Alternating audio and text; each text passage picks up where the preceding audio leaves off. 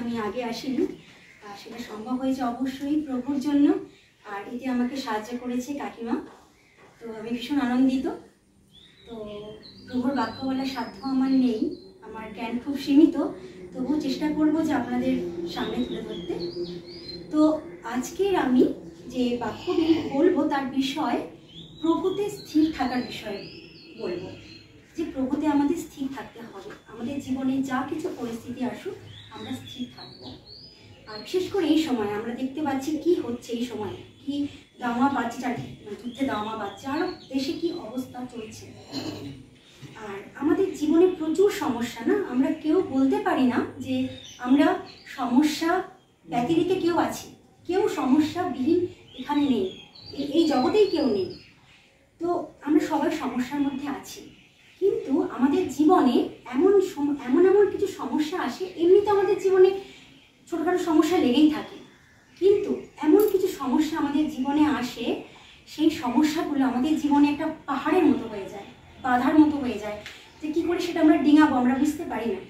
আমাদের কাছে বাক্য থাকলেও সেই বাক্যের কাছে গিয়ে আমরা মানে বাক্য আমরা নিই না, বা আমাদের মনকে মানে আমাদের চিত্ত সেখানে সেই ধ্যানে থাকে না, আমরা অনেক দূরে চলে যাই সেখান থেকে। আমরা বুঝতে পারি না যে আমরা কি করব, আমরা খুব চঞ্চল হয়ে যাই। কিন্তু এই প্রভু আমাদেরকে অ্যাসিওর করছে, কি মানে আমাদেরকে কি বলছে প্রভু, যে তোমরা ব্যতিব্যস্ত হয়ো না, তোমরা চঞ্চল হয়ো না, আমি তোমাদের জন্য আছি। মথি তার 11 অধ্যায় 28 পদে বলছে, যখন আমরা আমাদের চিন্তার ভারে ক্লান্ত হয়ে যাই, পরিশ্রান্ত হয়ে যাই, আমরা দেহ মনে ক্লান্ত হয়ে যাই, আচ্ছা আমরা মানুষ অ্যাসিওর করতে পারবো কাউকে যে আমি তোমাদেরকে শান্তি দেব?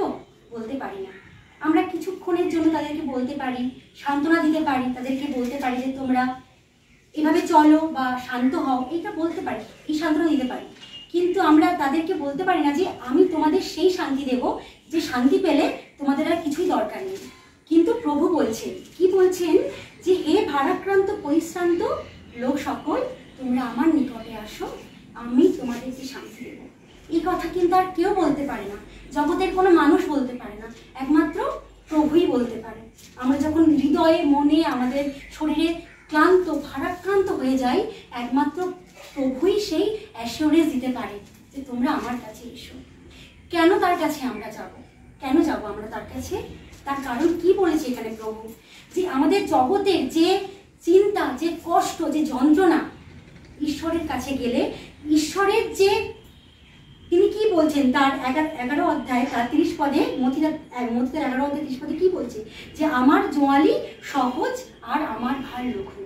তার মানে কি, যে জগতের যে যন্ত্রণা, তার থেকে যখন তার কথা আমরা ভাববো, তার বাক্য স্মরণ করবো, তার বাক্য যখন বলবো আমরা আর তার কাছে থাকবো আমরা, সেটা অনেক সহজ করা।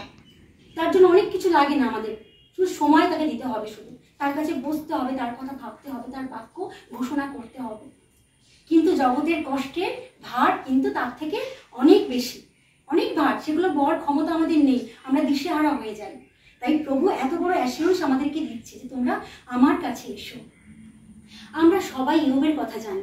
ইয়োব একজন অতি বড় ধর্মশীল মানুষ ছিলেন, অতি ধার্মিক মানুষ ছিলেন, কিন্তু তার জীবনে কত বড় পরীক্ষা এসেছিল না, যে তিনি সব সময় ঈশ্বরের পথে থাকা সত্ত্বেও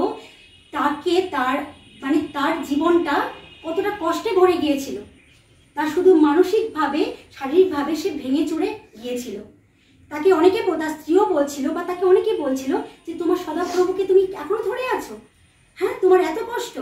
কিন্তু তিনি সেই অবস্থাতেও, আমাদের মানুষের জগতে আমরা যখন থাকি, একটা কত বড় এক্সাম্পল তিনি আমাদেরকে দিয়ে গেছেন। কিন্তু আমাদের জগতে আমাদের ছোটোখাটো কিছু হলেও আমরা কত ভেঙে পড়ি। আমরা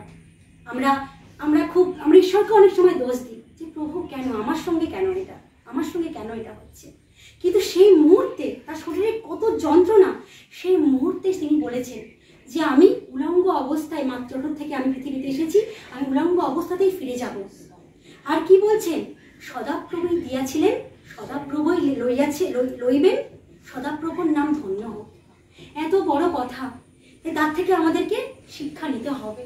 আমাদের জীবন অনেক কষ্ট আসবে, আমরাও ঠিক এইভাবে যখন আমরা দুমড়ে যাব, মুচড়ে যাব, আমরা দুঃখার্ত হয়ে থাকবো, তখন আমরা যেন এইভাবে প্রভুর কাছে বলতে পারি যে প্রভু তুমি আমাদের আনন্দ দাও, দুঃখ দাও। কেন দুঃখ আমাদের তিনি দেন আমাদেরকে?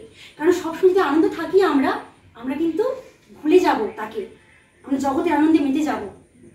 তাই জন্য দুঃখটা পাওয়াও কিন্তু আমাদের দরকার আছে। যখনই আমরা দুঃখ পাই তখনই কিন্তু বেশিরভাগ সময় কিন্তু আমরা আনন্দের সময় কিন্তু খুব কম স্মরণ করে থাকি। যখনই আমরা দুঃখে মুছড়ে পড়ি, যখন আমাদের কোনো পথ থাকে না, তখনই কিন্তু আমরা আসি তার কাছে, বলি প্রভু সাহায্য করো, তাই না? তাই দুঃখ আমাদের প্রয়োজন আছে। আমরা কৃষ্ণগীতা তার 1 অধ্যায় 2-3 পদে দেখি, সেখানে কি বলছে যে যারা ঈশ্বরের নাম দিবারাত্র ধ্যান করে তাদের জন্য কি আছে, তাদের জন্য ঈশ্বর কি রেখেছে তাদের জন্য। তিনি বলছেন সেই মানুষরা কিরকম, তারা হচ্ছে জলস্রোতের পাশে রোপিত বৃক্ষের ন্যায়, যে যার সারা বছর, যার পাতা ম্লান হয় না, যার পাতা সারা বছরই সবুজ থাকে।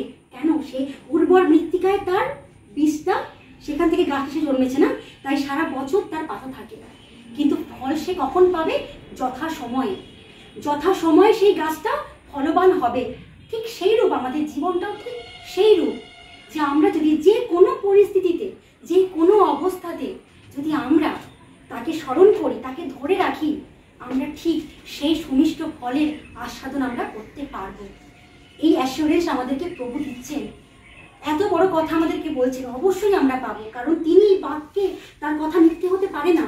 তিনি এই বাইবেলের যা কিছু, এই উত্তর তিনি অধিকার আমাদেরকে দিয়ে অলরেডি দিয়েছেন। তিনি আমাদেরকে সব কিছু দিয়ে দিয়েছেন, শুধু আমাদেরকে মুখে বলতে হবে যে প্রভু তুমি আমাদেরকে তো দিয়ে তুমি বলেছো এটা করবে।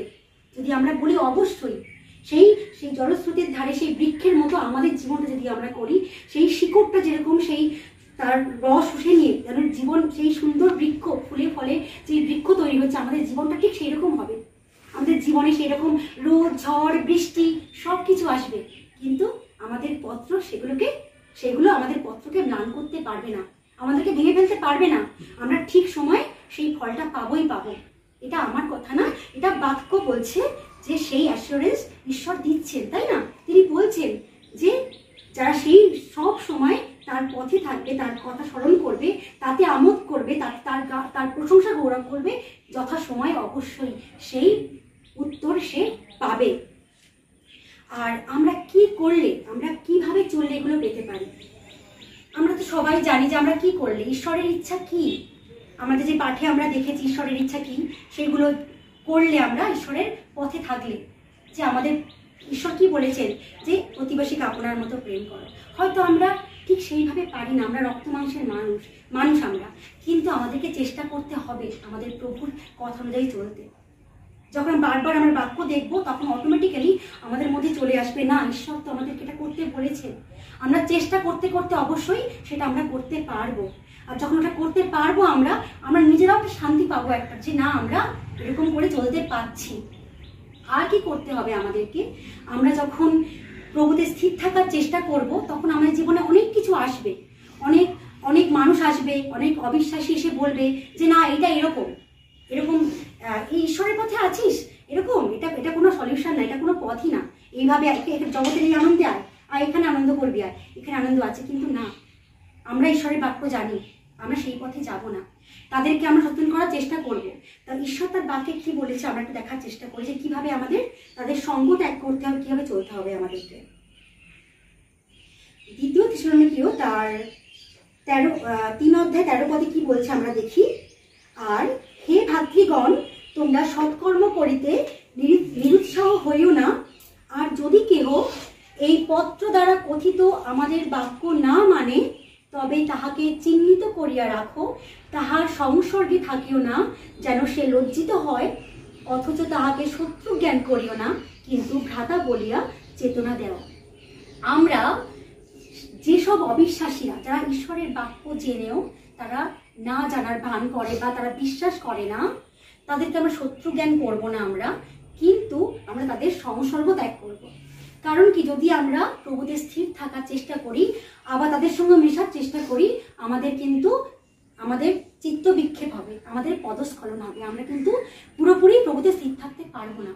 কিন্তু আমরা তাদের কথা বলবো, তাদের জন্য প্রার্থনা করব, তাদেরকে আমরা চেতনা দেবো, তাদেরকে বলবো যে কিভাবে চলতে হবে। যদি না চলে তখন আমরা সেখান থেকে সরে আসতে হবে, এসে আমাদের প্রভুর কাছে প্রার্থনা করতে হবে যেন তারা সেই রূপ চলে, কিন্তু তাদের থেকে আমাদের দূরে থাকতে হবে। তাহলে আমরা কি দেখলাম এখানে, যে প্রভুতে আমাদের যে কোনো পরিস্থিতি আসুক না কেন আমরা প্রভুতে স্থির থাকবো। আর প্রভুতে স্থির থাকলে প্রভু আমাদের জন্য কি রেখেছেন, তিনি কত সুন্দর আমাদের জন্য ফল রেখেছেন, কত উপহার রেখেছেন, তিনি সে কথাও তিনি সেই বাক্যে বলেছেন।